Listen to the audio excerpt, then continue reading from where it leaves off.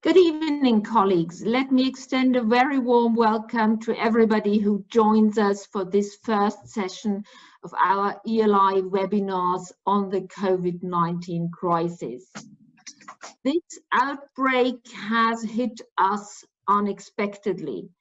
It has brought immense suffering and death to a great many people in Europe and other parts of the world.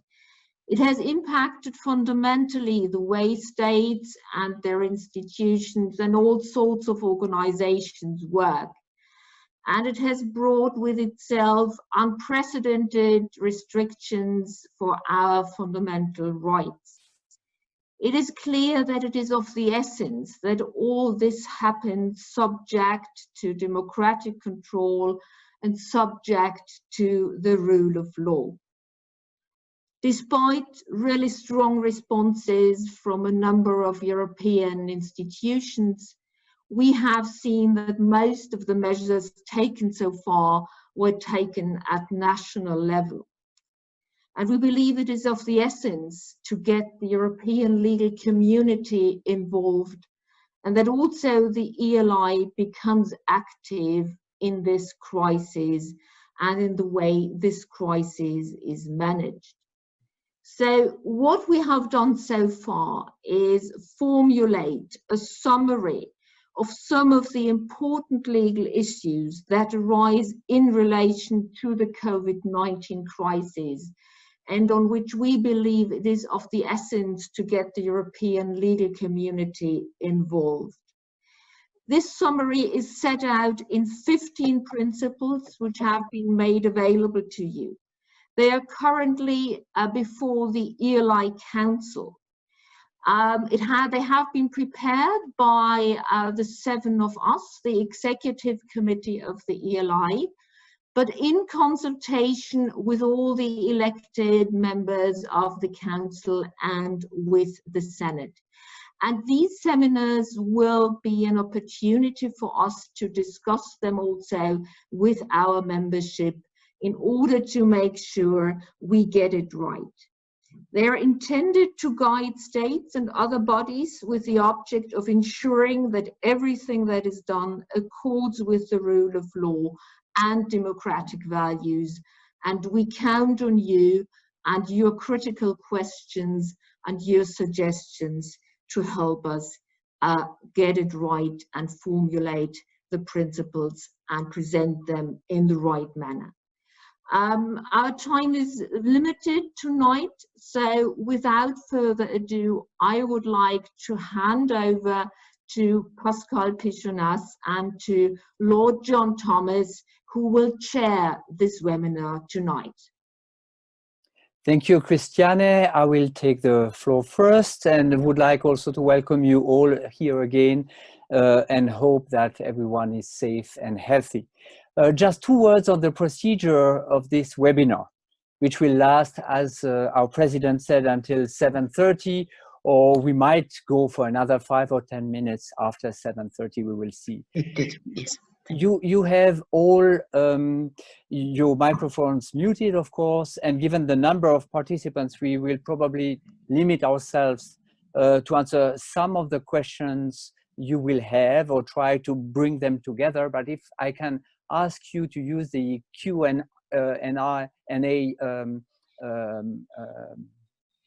box to fill in your questions and keep them very short so that we can really read them quickly and try to answer it at the end of the first presentation.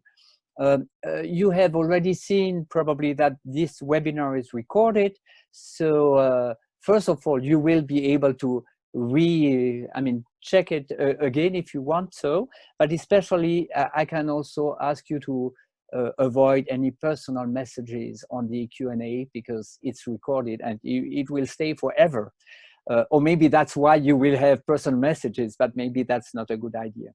Now, we will have in a row all 7 members of the Executive Committee presenting in about 4 minutes a couple of principles.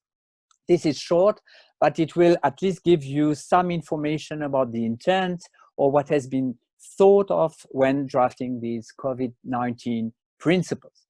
I think that we can begin straight away And we will begin with our first Vice President, Lord John Thomas. He will present Principles 1, 2, and 15. And John, you have the word.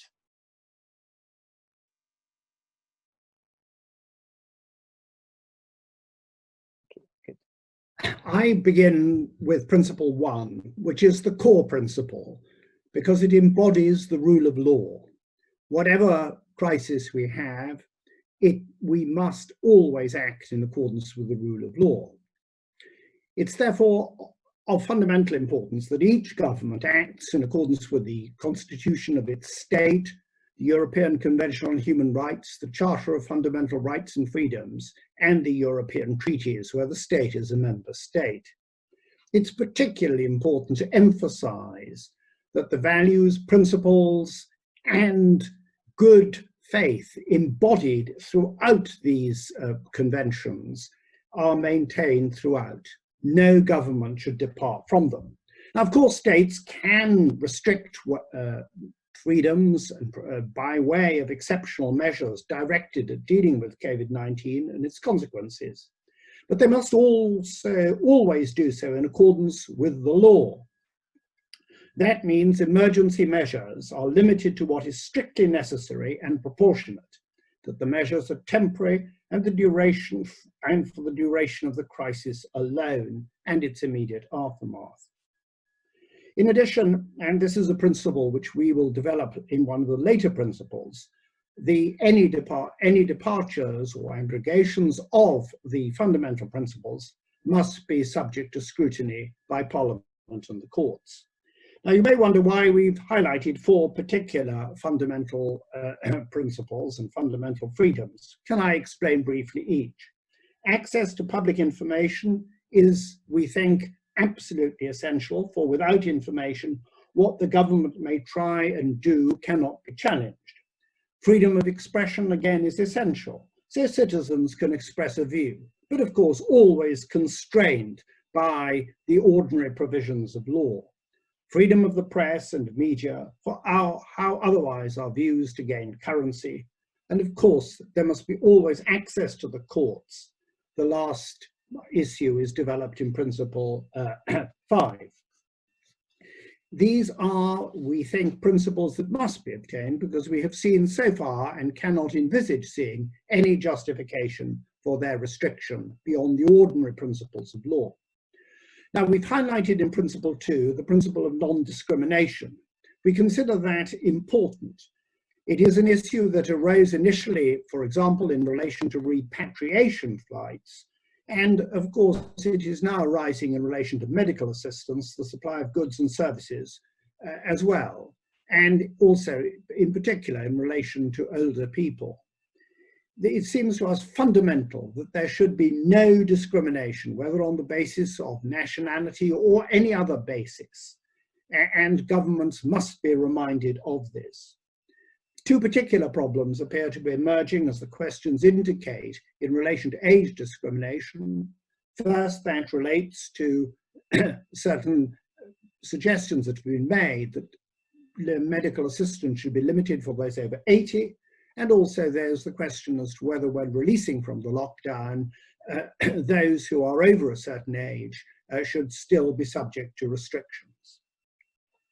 I will turn very briefly to Principle 15. We've mentioned this as of particular importance because when, as it must, the emergency at some time comes to an end, it must be ended in accordance with the rule of law. Obviously, there will be changes, but there will be a return to what we've described as normality, the ordinary principles that govern our lives. It's important that governments say what they're going to do so it can be scrutinized as to its compliance with the rule of law, and that there is a proper monitoring of the restoration of normality. That's all I wish to say now, but I'd be happy to answer questions in due course. Thank you, Lord Thomas, for these explanations. And I will give directly the word to the next member of the Executive Committee, which is Professor Frederick Zoll, for Principles 3, 4, and 5, all together. Thank you. Thank you, Chairman. Thank you very much for letting me speak about it. It is for me not a very typical role, but I'm talking about constitutional matter and public law matter. And it's true, and it has been seen also in the comments, it is somehow justified also by the country of origin, where the situation of coronavirus and of the pandemic, spread of the pandemic threats is used also for changing kind of political system of my country. And we can see also this development that this emergency that we are locked in our home, it could be also a threat for institutions of the European Union, of functioning of the European Union, of the principles of Article 2 of the Treaty on Functioning of the European Union. And it is very important to find the solutions and to find the basic agreement among states of Europe that fundamental rights, that fundamental principles, that fundamental elements of the organization of the democratic societies cannot be put into question. It is necessary to keep them ongoing, having in mind, of course, that there are some necessity to confine our fundamental rights, and all our principles are trying to find a fair balance, preventing to abuse of the current situation to establish a permanent system which can depart from the democratic values.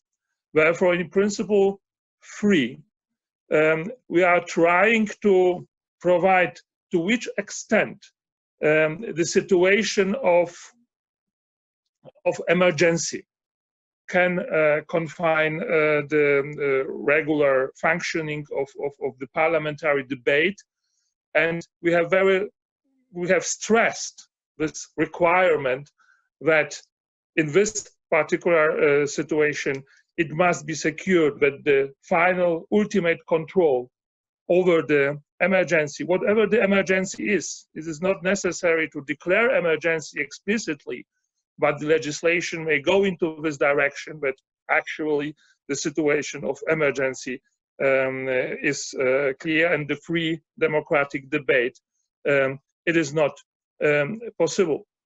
And of course, it is also somehow, it is true, but it is also experience of my country. We are faced now elections where there is no possibility to decide which law will be applicable, under which circumstances there is no possibility to have a free debate and discussion. And this experience also moved us somehow to formulate Section 3 of Principle 3, that it must be observed that the free elections are essentials, and sometimes the coronavirus situation does not allow to organize elections. And if you do elections, it must be sure that all basic principles of the democratic elections are observed, because the consequences may last for long time. We have to be careful with the lawmaking process, and this is also the intention in Principle 4, that the special situation, the limitation of the free debate, are not used to put in force legislation unrelated to the coronavirus crisis, in the situation that it could be very easily abused, that something which would not be accepted by the society in the free situation, the situation where everybody can go out, even organize manifestations or other protests. It is not possible now, but it must be some limitation for governments to act in interests which are not related to it having in mind the special situation. It is also a very tough time for justice system. It must be also clearly secured that even we have we should accept certain limitation on access to justice. It must be clearly only temporary. It must not lead to deprivation of rights in a procedure. Of course, the new technology must be used. It must be secured. It is reliable for the parties. It must provide sufficient guarantees. It must be also taken into account that the prisons could be a source for disease, and there is a natural move that if it's not necessary from the perspective of absolute security, special measures should be taken and some people should be let go out in order to prevent the disease. And also it must be also clear that the legislation, the certain sanctions which are imposed now in order to enforce special legislation on emergency to keep people at home must have also fundamental foundation according to the rule of law, and it should not be abused, and the access to justice in situation of being subjected to fines and other penalties by the administrative authority must be also a subject of proper judicial review. Thank you.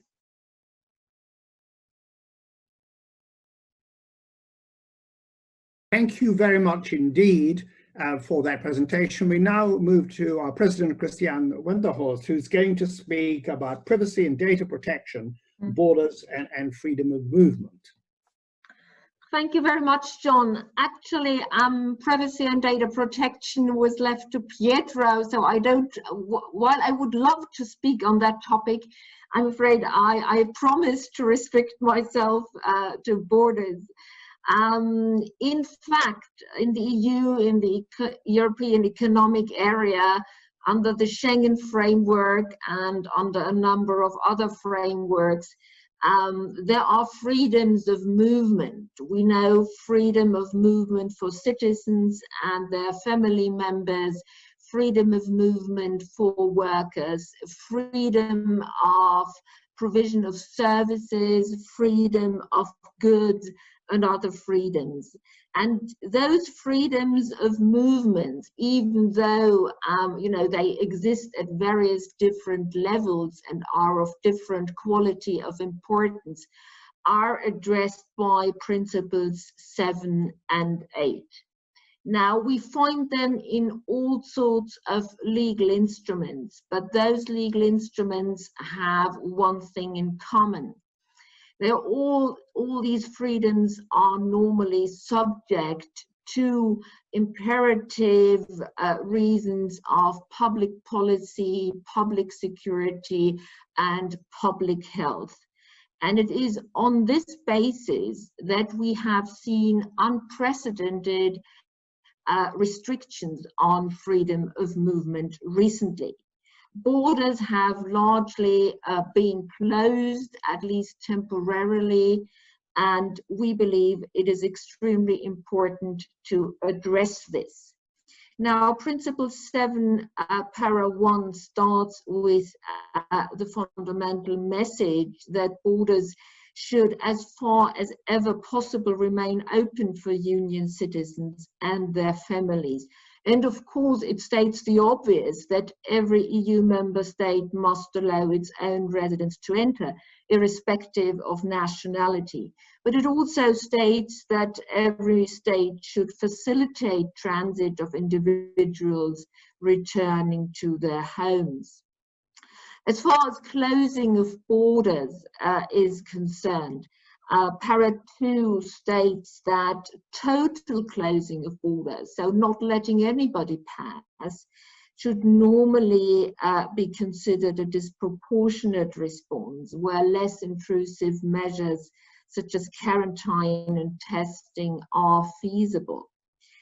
And despite the fact that we see a different situation in many places in Europe, we believe states may wish to consider restricting mandatory quarantine to particular cases, and these cases are where there's either scientific evidence that a person coming from the state to which borders have been closed has a significantly higher risk of being infected than its own population, and that state that has closed the borders imposes the same quarantine on its own nationals when they return from the relevant neighboring state, or this is a necessary measure to reduce overall mobility, and it is accompanied by corresponding restrictions on freedom of movement within the relevant state's own territory. Now, we're aware of the fact that borders have been closed in excess of that, but we believe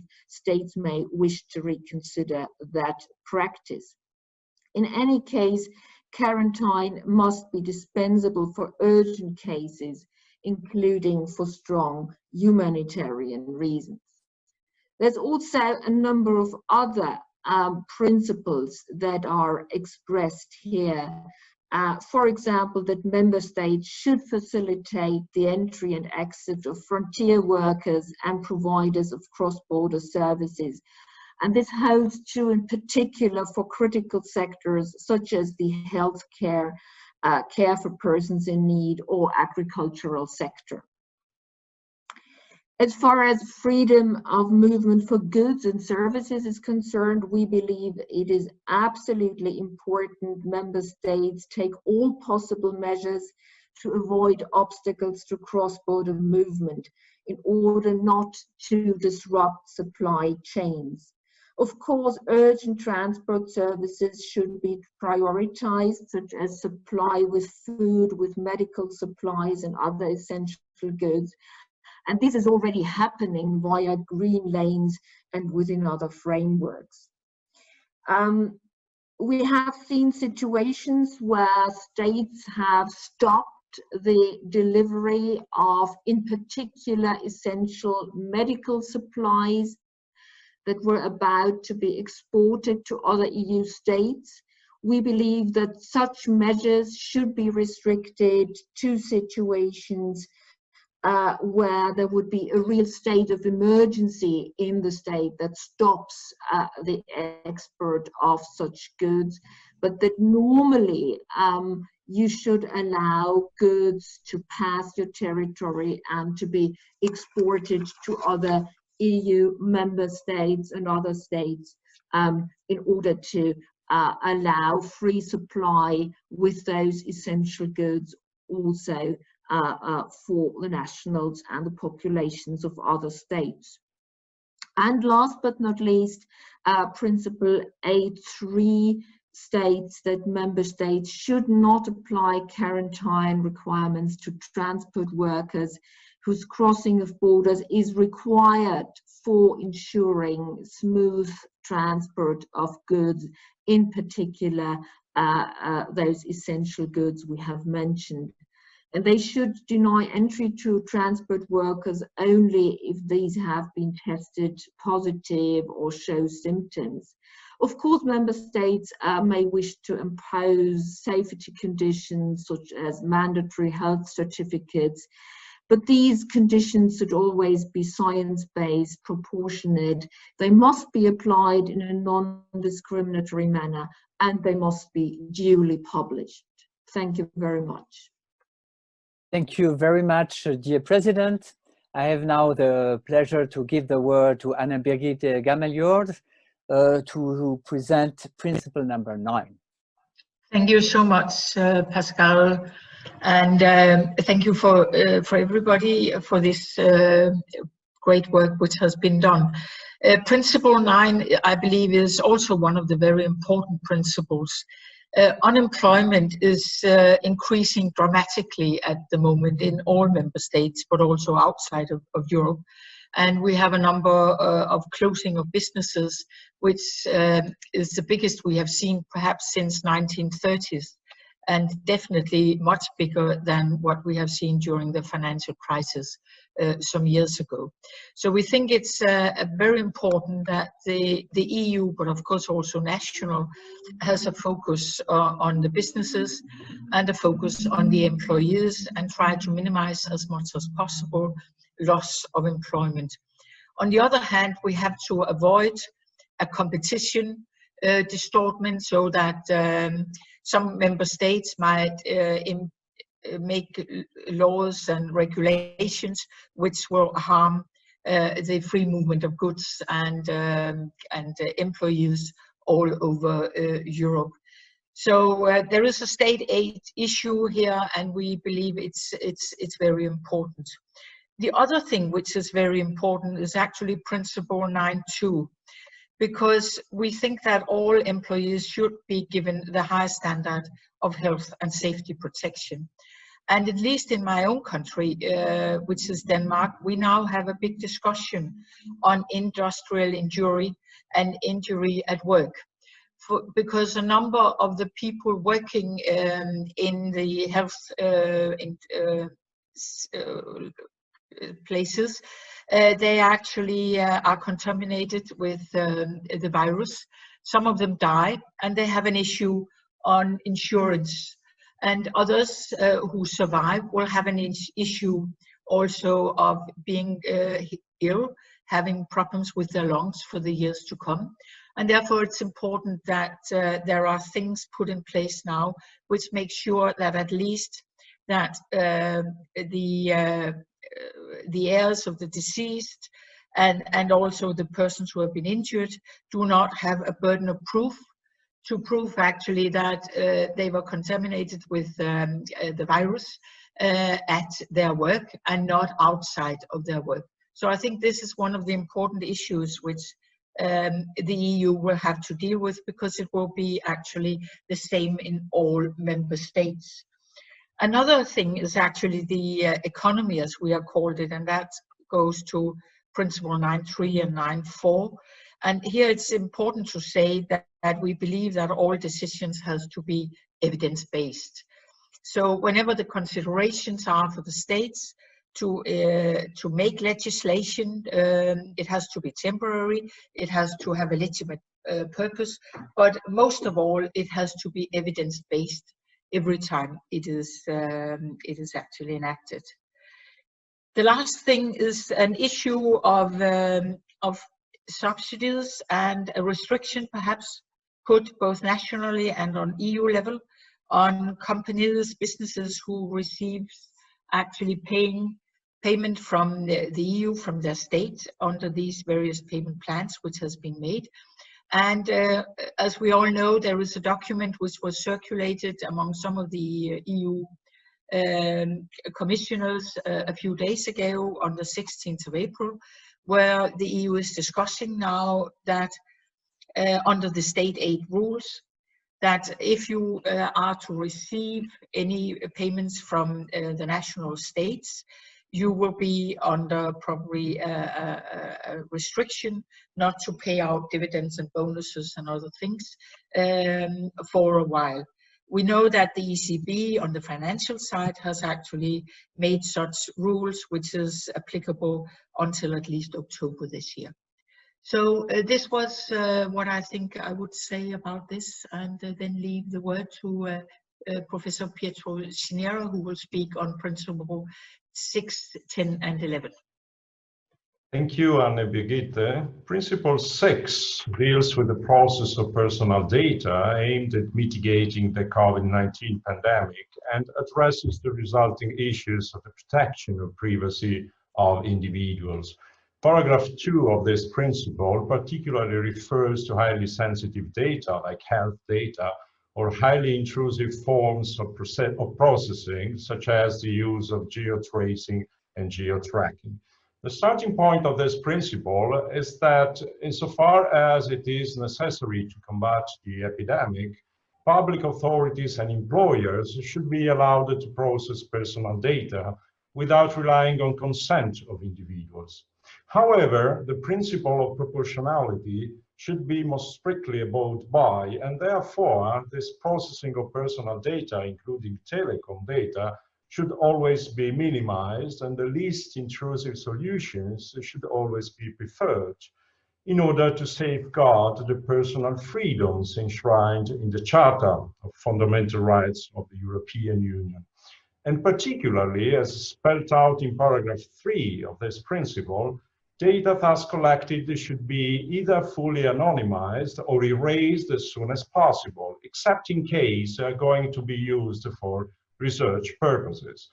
With regard to geotracing and geotracking particularly, paragraph 2 of this principle explicitly recommends that such processing of data should be submitted to protection authorities for approval, and the sources of any application used should be transparent. If that is the case, there should be no need to rely on consent of individuals, but only insofar as the conditions of such processing are clearly set out in a parliamentary act. Most importantly, I think a clear recommendation is here issued that states should follow a pan-European approach, particularly in respect of mobile applications. We are all aware that a lively debate is happening on the preferability of a regulatory competition between governments and between national authorities, and the opinion has been voiced that this regulatory competition would better serve the aim of finding out the most suitable solutions to combat the epidemic. By contrast, paragraph 2 of this principle clearly takes a stand against this view and supports the call for a European digital solidarity. I move shortly to principle 10 that provides for the continuity of legal relationship during the COVID-19 crisis. And this aim of continuity should be pursued irrespectively of whether legal relationships have a domestic character or a cross-border dimension.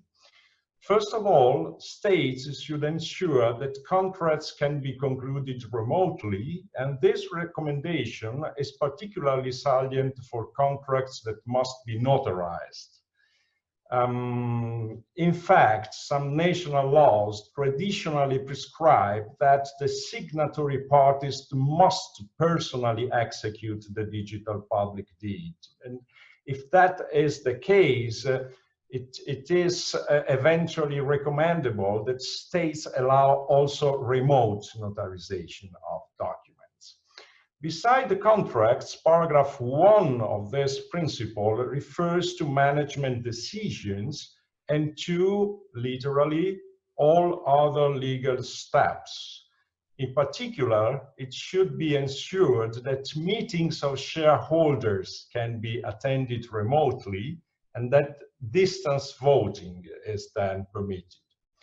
Furthermore, paragraph 2 of this principle stipulates that, unless otherwise necessary, the performance of ongoing contracts should generally not be prevented by the measures taken by states to cope with the COVID-19 outbreak. In general terms, this provision must be read in coordination with Principle 12 about moratorium on regular payments, and above all in coordination with Principle 13 about force majeure and hardship. These two last principles will be dealt with by Pascal Pichonnet and respectively by Philippe Denis in a while. Insofar as the performance of ongoing contracts is still possible and therefore is still owed by the parties, Principle 10 finally recommends that such performance can take place at distance.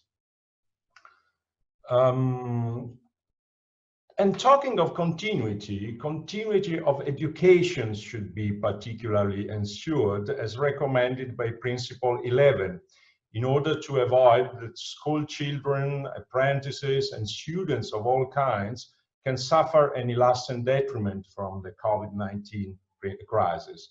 And in particular, paragraph 1 of this principle emphasizes the need that graduations are held without any significant delay. Inevitably, the question arises as to the availability of digital resources at that end, both from the side of schools and universities and from that of students and their families. and particularly for students and their families, risks of discrimination due to the digital divide may indeed skyrocket. And this raises serious concerns in all those who are sensitive to social injustice, particularly in this field of education. Therefore, paragraph 2 of this principle recommends that an extra support is provided to families with poor technical skills or equipment. And having that said, I would leave the floor to Philippe Denis, if I am not wrong. In fact, you are wrong, I think, Pietro. Can I interview, because it's much easier if I introduce Pascal Pichonnet, who's now going to speak next. And we look forward very much to what he has to say on the next two principles. Okay, thank you. I will deal indeed with the principle 12 and 14. First, moratorium on regular payments.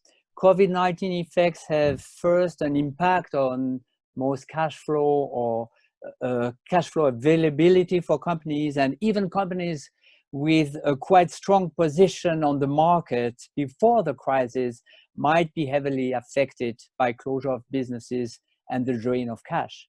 For part of these businesses to get some time to recover with cash flow might be, of course, sufficient. And therefore, Principle 12, Paragraph 1 begins with a simple measure to ensure a moratorium on payments for those recurrent amounts, which, if not paid, will very rapidly bring businesses to the verge of insolvency or bankruptcy for lack of cash flow. This moratorium should be a favor, which means that it should not have as an impact an increase of the debts due or for interest for late payment, as is also foreseen in paragraph 1. At the same time, it should not end up in diminishing the procedural rights of the creditor on the long run. This is why, as foreseen also in many other countries, in Europe, the statutory period of limitation should be extended by way of suspension for a given period. Of course, the statute of limitation may vary quite a lot from one legal system to the other, and therefore it might be important to adapt it to the given legal system. Subparagraph 2 of Principles 12 does take the issue a step further. The lack of cash flow and liquidity may not disappear in a couple of weeks or months, so businesses may need to file an insolvency procedure quite soon without having had time and chance to recover. Some will never recover, of course, but some will. And if they have the time for it, by an insolvency or pre-insolvency moratorium, or say 6 or 9 months, businesses may recover. Of course, this should be coupled with the temporary suspension of the duty for the board of directors to alert insolvency authorities in case of lack of cash flow or liquidity. Otherwise, there would be an unnecessary and unwanted increase in insolvency filing to avoid sanction for the board of directors, which they are subject to. And finally, subsection 3, with the postponement of a lot of court sessions because of COVID-19, there is now a backlog of many procedures. At the same time, however, there will be a lot of COVID-19 driven proceedings initiated either by businesses on many contractual and non-contractual issues, or even by consumers, to avoid that the viability of the judicial system is at risk. One would need to enhance the ambit and number of contractual renegotiations, and to bring those negotiations even on a more systemic level. Leases for businesses, for instance, are an important question in some countries, like in Switzerland, and there might be a need for a renegotiation through associations. And this might be really central under this idea of principle of solidarity, which should ensure some sharing of the adverse consequences of the measures taken by the authorities. But let's come to, and very quickly, to principle 14. I can be short here because you all know that in California, there's this so-called Good Samaritan Act, which has been implemented about 10 years ago, by which then Governor Schwarzenegger wanted to exempt from liability anyone who would intervene on a car accident to help and who, so doing, would cause some harm. Such an exemption in relation with COVID-19 does make sense for simple negligence, for those who had to take difficult decisions, especially in the medical sector, often not knowing exactly the usefulness or the way to treat the patients, to triage patients, and so on. Of course, gross negligence and willfulness will not be a cause for exemption. This means also that these activities linked to the COVID-19 issues or difficult situations resulting from measures of COVID-19 pandemic. Other professionals and authorities, if they had to act quickly first and also had to take difficult decisions, but this remains, of course, very broad, and these decisions taken in direct relation with the COVID-19 should also be exempted. Of course, it's not a matter of time, but of causal link, so to say, in the decision taking. However, this is no reason to exempt the state from any liability, given that the requirements are very specific, and often this is a first recourse. I can say that in state hospital, of course, and in some legal system, there's a first liability for the state. So if on the one hand we say there should be no liability for simple negligence, it might be justified in that case, however, to alleviate or to exempt the state for this type of liabilities as well. But this has to be, of course, looked into in a more detailed way, state by state, and we cannot do that in these principles. Thank you, and I give back the word to Lord Thomas. And then we now move to deal with the last principle, Principle 13, which Dennis Philippe is going to deal with, force majeure and hardship. Hello?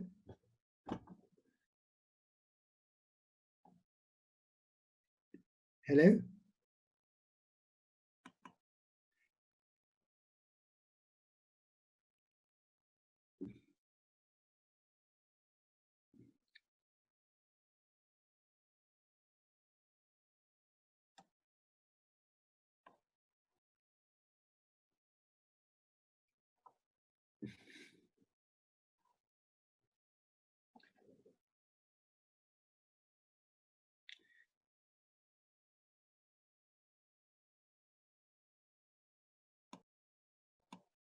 I think there has been some technical hitch.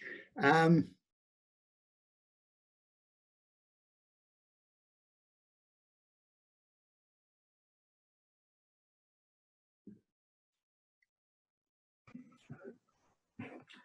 you hear me? Yes, yes, we can. Yes. I'm very sorry, I don't know what happened. It's a mystery of the technique. This, as you know, due to the corona crisis, contracting parties are under heavy pressure. I will only give two examples. Pascal already mentioned the lease contracts. You have a lease contract with the owner, your shop is closed, you are not able to pay your lease on time because you have no incomes anymore. Second example, you have to deliver a machine. There's some spare parts coming from China. This, due to the corona, the spare parts do not arrive, and you can invoke also the corona crisis and the change of circumstances. That's two examples. And I think that the relation, the contract between contracting parties are very important also for the European principle, and that's the reason why we try to give some ideas for the disruption of economical relation in this principle. Three principles. First, we say that force majeure, corona must be considered in general as a force majeure hypothesis, and we have to find reasonable solution for this corona effects. This we will see in the principle that we speak about contractual allocation of risk. And we mention, of course, for this contractual allocation, the contract, the legal background, but also the principle of good faith, which is for us also very, very important. What is important, and I speak here as a practitioner, that is the effects of the force majeure, because there are a lot of studies, a lot of case law concerning the conditions for the force majeure, but the effects are not so well explored. And then the principle of good faith must be present as we speak about the effect of force majeure. I can give an example. You have a sale between a French seller and a Chinese buyer. A retainer of 30% is paid. The force majeure occurs. Thus normally everybody is exempted from his obligation. What happens with the retainer? Normally the retainer must be reimbursed. That's allocation of risk. But if the seller has some expenses, then it will be fair that these expenses are at least shares between the parties. That's the first principle. The second principle, renegotiation.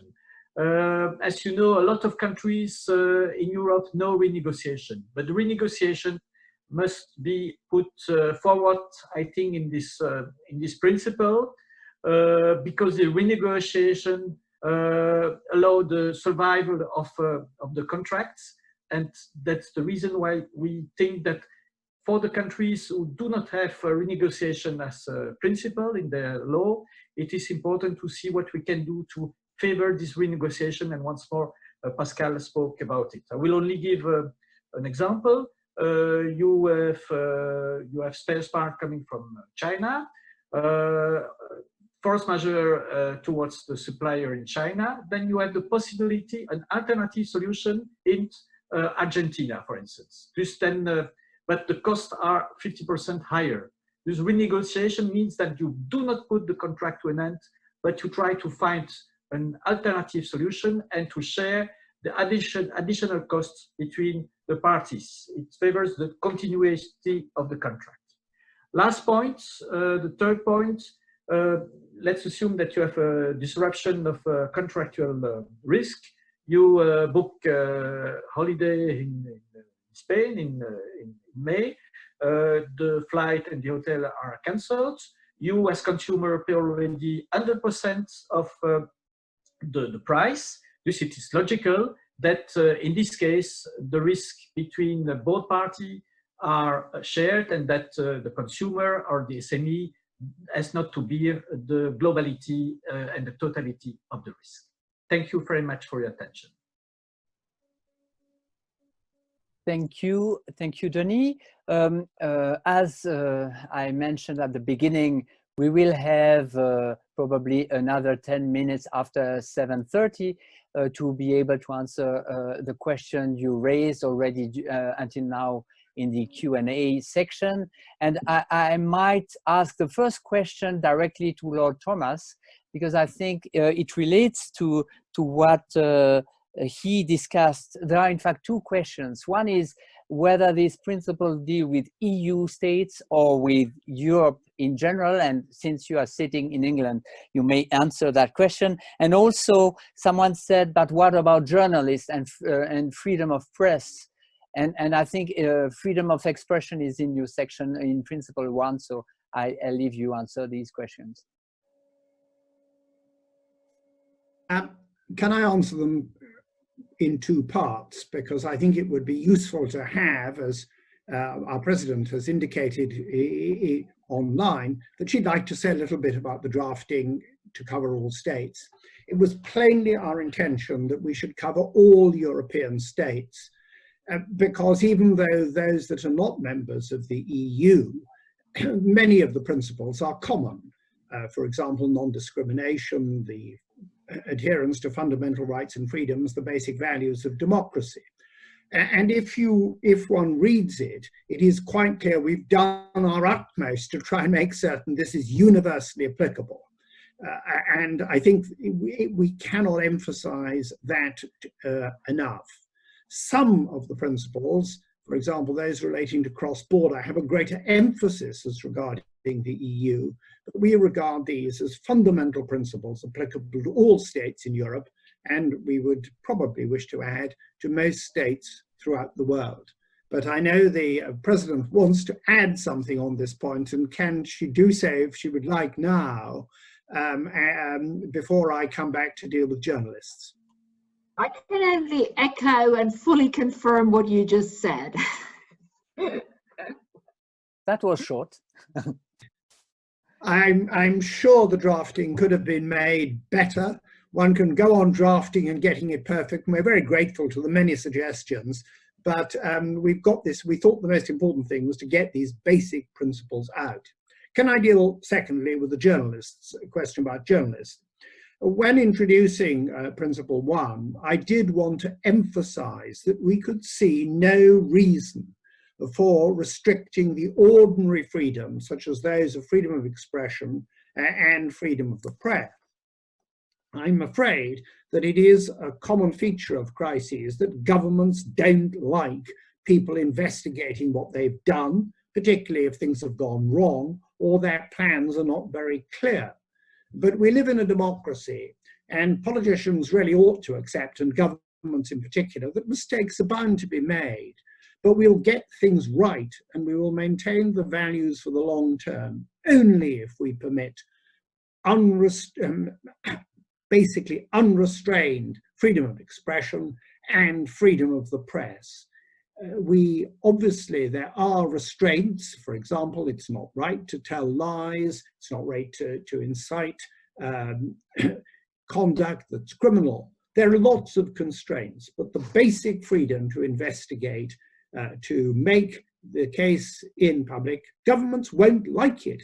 And I think that's true. But COVID-19 is not the case where we're dealing with an emergency involving a hostile foreign power. We're dealing with a very difficult and unknown and unprecedented situation dealing with science. And there should be no restrictions on what people should be able to investigate. Thank you, John. I saw that there is an interesting question linked to tax law and tax consequences. So I thought maybe Anna Birgit Gammeljoerd could answer that question. Yes, Pascal, I would at least try to, because it's a very interesting question, actually, that for the tax laws, it is so that if you stay in a country for more than a certain period of time, normally around 180 days, depending on the various national states, you certainly become liable to pay tax in the state where you are residing, and perhaps not in the state where you are living.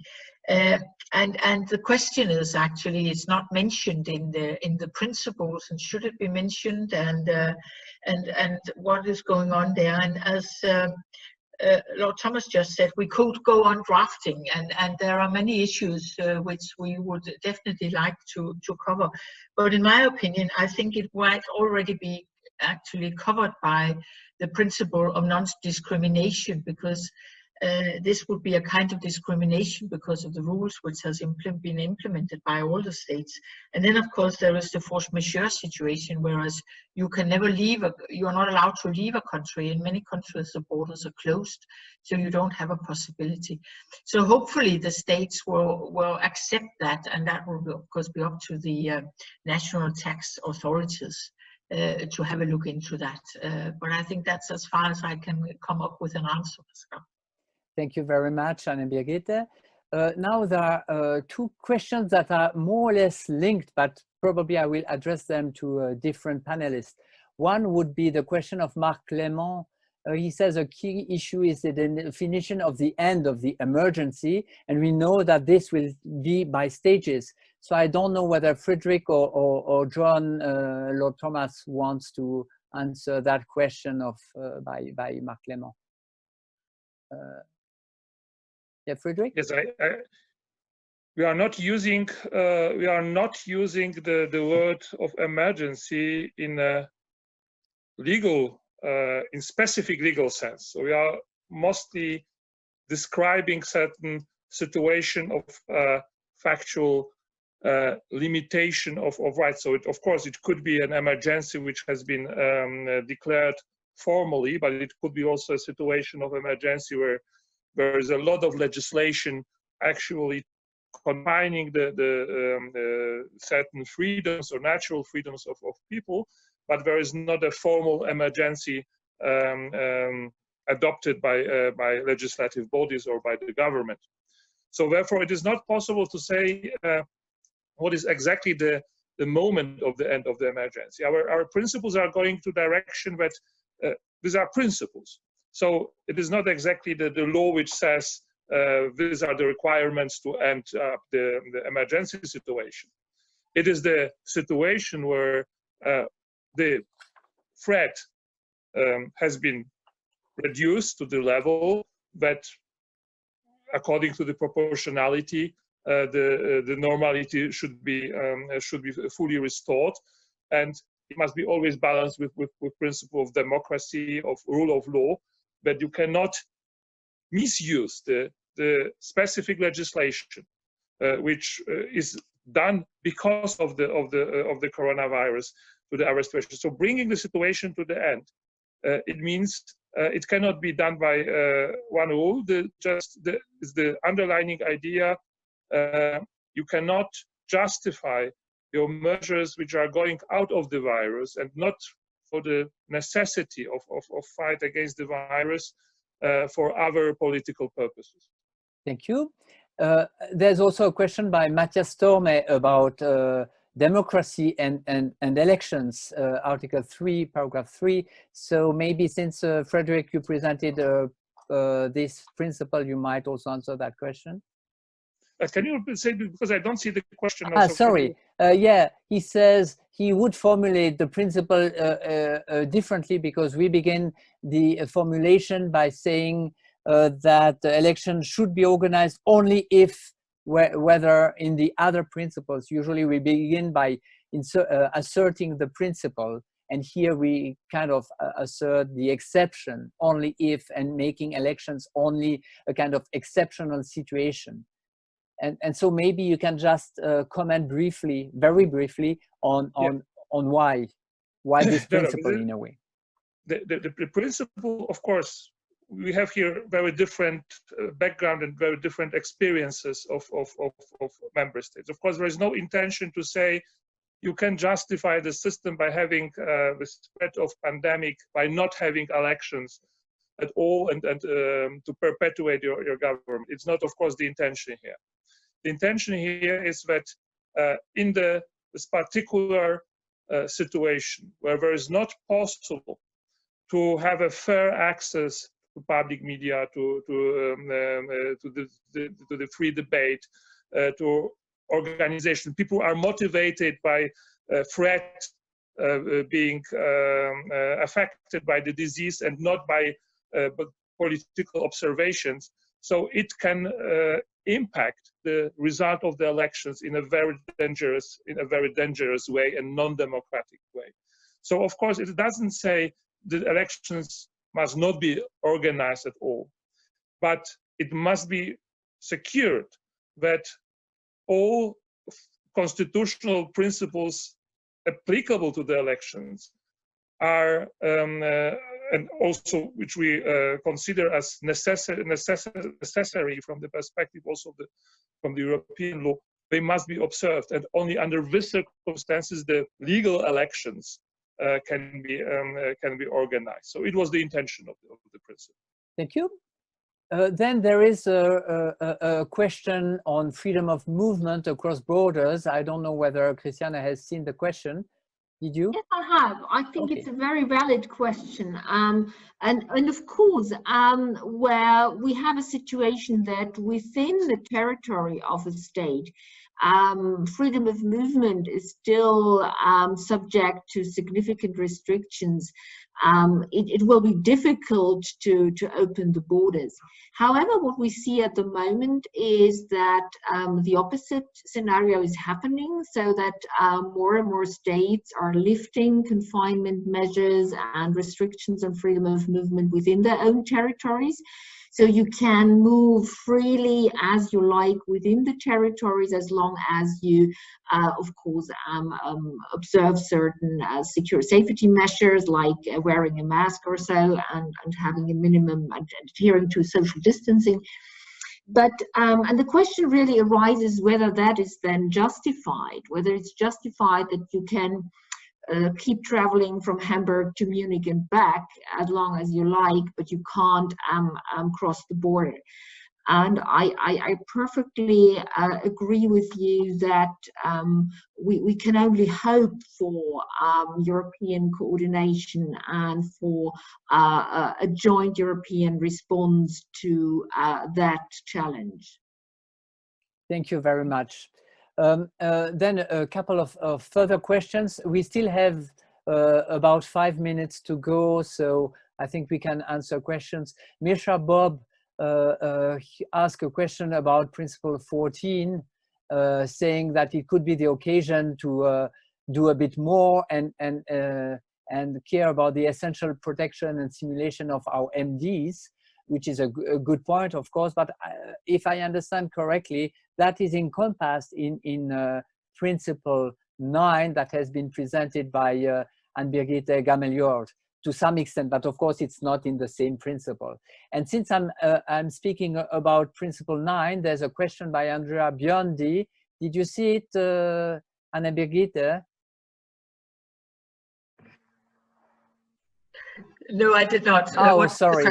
Sorry. He said, because Principle 9, paragraph 1 speaks about measures taken in conformity with the EU states aid policy. And he says he's not sure what a joint policy of EU member states would actually mean, as there is a risk of watering down state aid control. Should it not be reaffirmed that it is the duty of the Commission to ensure no distortion of competition? Of course, it's a very good issue, and I'm sure that the competition commissioner, Margrethe Vestager, who is Dane as it happens, I'm sure she would like a more joint and actually agreed decision between the EU members on that issue. But I think we can go as far as say that we prefer that it's based on a joint agreement between the EU members. But there will be differences in the countries, and I think also the Commission is very aware of that. So it's important that it's not used for destroying the good competition which we have. But on the other hand, national states might want to implement for a period, if it's evidence-based and proportionate and whatever other restrictions, which at least for a certain period can hamper the competition issues. And I think that's what they say about the state aid issue, and that's where they are going to handle it in the Commission at the moment. So that's the way they will trigger any remarks if something comes up. Okay, thank you very much. There's maybe a last question linked to the notaries of Europe that are grateful to the ELI for the initiative. But at the same time, I'm a bit worried about what Pietro said about the notaries and what is encompassed in the principles, apparently. So I don't know, Pietro, whether you have seen the question. Yes, I could read it. And I don't know whether I understood it correctly, but as far as I can see and understand, the intention of the principle was not that, in no way that of in a sense underestimating the role played by public notaries, but quite the opposite. The intention was that really to encourage states to provide for solutions that can be able to, in a sense, emphasize that role, and particularly to allow remote notarization of documents. So there is no doubt that the control that is made by public notaries should be preserved, maintained, and even increased to some extent. The intention was simply to be sure that that could be done also remotely. And if there is some kind of legislative hurdle in that direction, the intention of the principle was, as said, that of encouraging the state to get rid of this hurdle. Thank you. I see that there are a couple of further questions. You will, of course, be able to forward these questions to the link you got. And there's especially one on hardship, force majeure. And on purpose, I did not ask that question to Denis Philippe, because we will have a webinar in 2 weeks from now, exactly at the same time, just on this issue. And so we will keep that question in the fridge and take it in 2 weeks from now. Now I can give the word to Lord Thomas. I just wanted to say a thank you to the audience, but in particular to those who've organized this, the staff at ELI, the Secretary General, Vanessa Wilcox, and above all to Pascal, who has chaired this with enormous skill, put it all together. Thank you very, very much indeed. And I now pass you on to Christiane, who has taken the leadership and a huge, almost unimaginable burden in getting these principles out. It has been a superhuman achievement by her, and we are all immensely grateful to her. Well, thank you very much, John, but I think they were slightly exaggerated. So I should say thank you to all fellow colleagues on the executive for having supported this somehow extraordinary measure. As all our members know, there have been discussions at various points to what extent the ELI should react more quickly to current developments. Now, this has been an experiment, and we're very grateful for all the feedback we have received from our members, and we are very grateful for the feedback we have received during this webinar. Now, as John has already said, these webinars are the product of the joint efforts of so many colleagues, and a warm thank you to all of them who have made this possible. And as Pascal has said, it's just the first in a series of webinars. So please make sure you send us your feedback so that we can improve still our webinars in technical and whatever respect. And we would be very happy indeed to see and hear and read all of you again in 2 weeks' time on the 7th of May at 6:30 p.m. on, as Pascal has announced, hardship and force majeure, which we have understood is a topic that is really important to a lot of citizens and businesses in Europe. So make sure you join us in 2 weeks' time at 6:30. Thank you very much again to everybody, and have a good evening. Thank you. Goodbye. Stay safe.